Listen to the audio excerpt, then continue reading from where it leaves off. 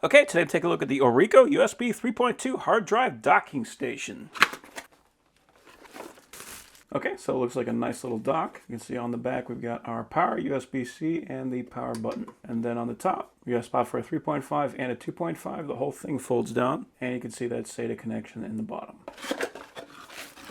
So here we got our power supply, and it says that's good for 100 to 240 volts. That's good for international or domestic. And it outputs 12 volts at 2 amps. Then we got our data cable, so this is USB-C to USB-A, but this one is also disconnectable. So this is just an adapter, so we can turn that into another USB-C. So I really like that. We can use this no matter what type of port we have on our computer.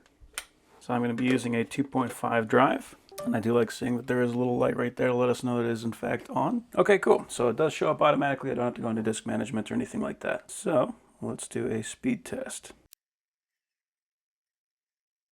Okay, so we got some pretty respectable numbers, especially right here on the read. 559 megabytes per second at the 8 process 1 thread. That is very good for this particular drive. The write is a little bit slower than I'd like to see, but the read is exceptional. So with the write, we got 148 megabytes per second at the 8 process 1 thread. For the read on the 1 process 1 thread, 428. So that's about what I normally see on the 8 process 1 thread. So again, these are very good numbers. The write for 1 process 1 thread is just 1 megabyte under the 8 process 1 thread, so pretty good there. At the very least, it is consistent, so that's very good. At the 32 process 1 thread, 112 and 4.3, and at the 1 process 1 thread, worst case scenario, we got 19 and 3.99. So yeah, at this number in particular, this is going to read extremely well. So what that means is if I'm going to be doing what I'm going to be doing, which is grabbing drives and sticking them in there to see what's on it, this is going to be an incredible dock for that. So yeah, overall, I am very impressed with that.